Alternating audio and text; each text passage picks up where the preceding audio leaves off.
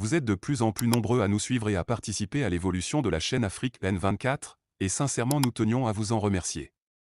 Nous lisons tous vos commentaires qui enrichissent le débat et vraiment nous vous demandons de nous soutenir, en aimant les vidéos pour une large diffusion, et pour continuer à avoir une ligne éditoriale indépendante, et vous proposer de nouvelles émissions toujours de plus en plus enrichissantes. Ne restons pas passifs, soyons actifs. Merci et à bientôt.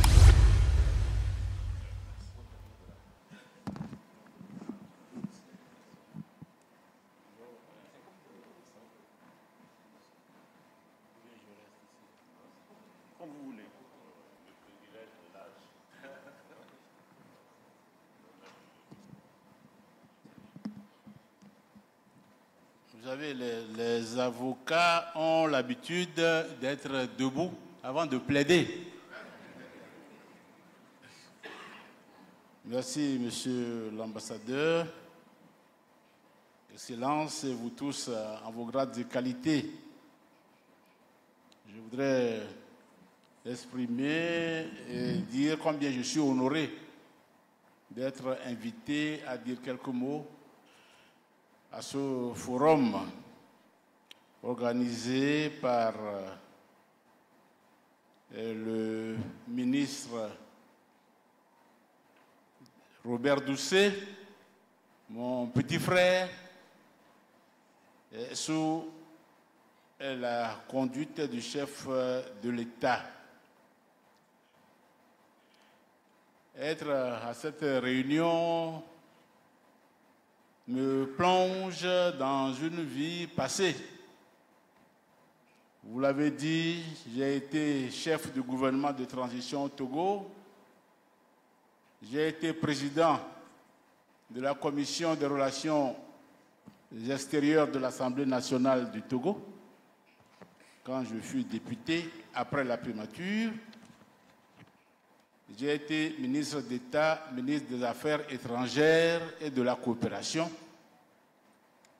Et en ces temps-là, il y a quelques vieux comme moi dans cette salle que j'ai reconnus et qui m'ont reconnu.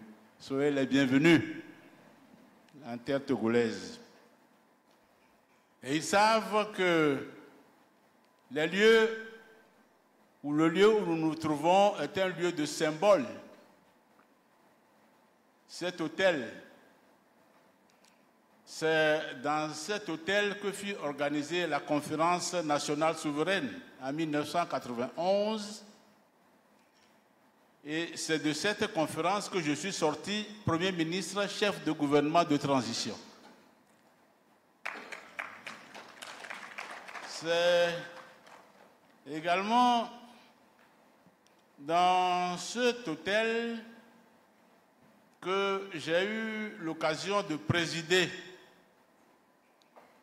les réunions de réconciliation entre le président Ahmed Tidiane Kaba de Sierra Leone et la rébellion du caporal Fodé Sanko à l'époque, au moment de la guerre civile en Sierra Leone. Il en est de même des pourparlers de paix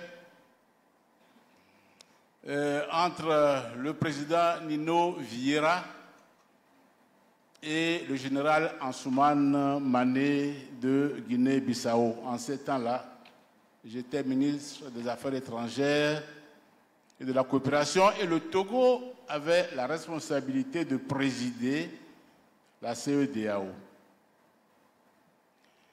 C'est également dans cet hôtel que fut signé, si mes souvenirs sont exacts, le 11 juillet 2000, que furent posées les premières signatures de l'acte constitutif de l'Union africaine. La charte qui régit l'Union africaine en ce moment, l'Union qui remplace l'OUA, eh bien, les premières signatures ont été déposées ici à Lomé et dans cet hôtel. Donc c'est un lieu de souvenir, un lieu mémoriel. j'étais venu pour plaider un peu les circonstances atténuantes, comme le ferait effectivement un avocat, pour plaider la cause de ces pays qui sont affectés par les difficultés que nous connaissons, le Mali, le Burkina Faso, le Niger. Et voilà que les accusés eux-mêmes, à qui vous avez donné la parole, ont déjà plaidé leur cause. Le général qui est venu du Niger et mon ami Abdoulaye Diop. L'un a fait sa plaidoirie à la manière sa déclaration à la manière des militaires et l'autre à la manière des diplomates.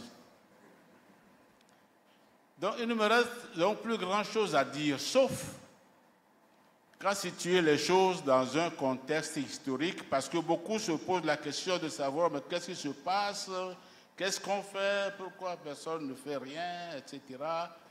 Faut-il aller jusque-là? Faut-il aller jusqu'à des déclarations de guerre entre États de l'Afrique de l'Ouest? Je voudrais vous rassurer, à mon avis, avec l'expérience dont je peux faire état, il n'y aura pas de guerre entre les États de l'Afrique de l'Ouest. Parce que si je prends la CEDEAO a été construite d'abord comme une organisation économique. Et d'ailleurs, ça emporte le nom Communauté économique des États de l'Afrique de l'Ouest. Le président Eyadema a contacté le président Yakubu Gowon, qui était président du Nigeria, et c'est les deux qui ont défini les premières architectures d'une future organisation qui doit regrouper tous les États de l'Afrique de l'Ouest. Et ils ont pris leur bâton de pèlerin pour parcourir l'Afrique de l'Ouest et convaincre les autres États d'accepter cette proposition. Mais l'idée, c'est surtout la libre circulation des personnes et des biens. L'idée, c'est de favoriser les échanges. L'idée, c'est d'aider les États de l'Afrique de l'Ouest à identifier des projets intégrateurs et à mobiliser des ressources communes pour réaliser ces projets fédérateurs. Alors, qu'est-ce qui s'est passé entre-temps pour que la CEDEAO commence à s'intéresser de plus près aux affaires politiques, jusqu'à même y envisager, comme c'est le cas aujourd'hui, des interventions militaires? C'est qu'entre-temps, il y a une crise grave qui s'est déclarée au Libéria. Une guerre civile qui a éclaté au Libéria. Et ce qui s'est passé, c'est qu'à un moment donné, comme cela arrive dans certains États, la Somalie l'a connu, Haïti connaît cette situation aujourd'hui, on avait un peu l'impression qu'il n'y avait plus d'État. Il a donc été décidé, au niveau des chefs d'État de la CEDEAO, d'envoyer une troupe qu'on a baptisée à l'époque les COMOG, ECOWAS Monitoring Group. Je crois que c'est bien ça, monsieur l'ambassadeur Diop. ECOWAS Monitoring Group. Ah, le temps file. Et c'est ainsi qu'a débuté l'idée que la CEDEAO pouvait militairement intervenir. C'est parce que la situation était devenue une situation totalement pourrie. Bon, entre-temps, il y a eu intervention en Sierra Leone. En Sierra Leone, j'étais ministre des Affaires étrangères à l'époque, mais c'est à la demande du gouvernement sierra-léonais, le président Tidjane Kaba ayant été renversé par cette rébellion sanglante où on coupait les bras, et on coupait les mains. Et puis, il y a eu également les troupes de l'Afrique de l'Ouest qui, à la demande des autorités de Guinée-Bissau, sont également intervenues. Mais c'est des cas exceptionnels. À l'époque, lorsque des difficultés naissaient entre les États ou lorsque la situation devenait difficile, nos chefs d'État prenaient leur bâton de pèlerin. Et Adema, Olusegun, Obasanjo, ceux qui étaient considérés comme les doyens, puisque depuis hier j'entends qu'il faut privilégier les solutions africaines, ils prenaient leur bâton de pèlerin. Ou bien les doyens comme Houphouët-Boigny convoquaient à Yamoussoukro les protagonistes pour essayer de trouver des solutions. Et c'est ainsi que Houphouët-Boigny était considéré comme le chantre du dialogue à l'africaine. J'ai constaté depuis un certain temps que ces vertus commencent à manquer. Il n'y a plus personne qui prend véritablement sur lui la responsabilité lorsque les choses se gâtent d'appeler les autres ou bien d'aller chez les autres pour les mettre ensemble et trouver des solutions. Donc, les solutions, ça existe.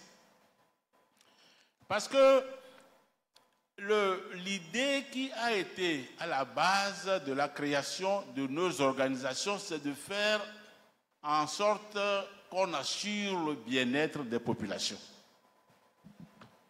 Mais lorsque, en Afrique de l'Ouest, la Guinée, le Burkina Faso, le Mali, le Niger se mettent en quelque sorte au banc de la CEDEAO, c'est une menace d'éclatement de l'organisation. Et donc, par conséquent, cela nécessite une réflexion autre que celle de lever des troupes pour aller faire la guerre au Niger. Je ne crois pas que la CEDEAO pourrait aller faire la guerre au Niger. Elle n'est pas créée pour ça. Bon, maintenant, qu'est-ce qu'il faut faire? N'en déplaise au général, à notre ami le général du Niger,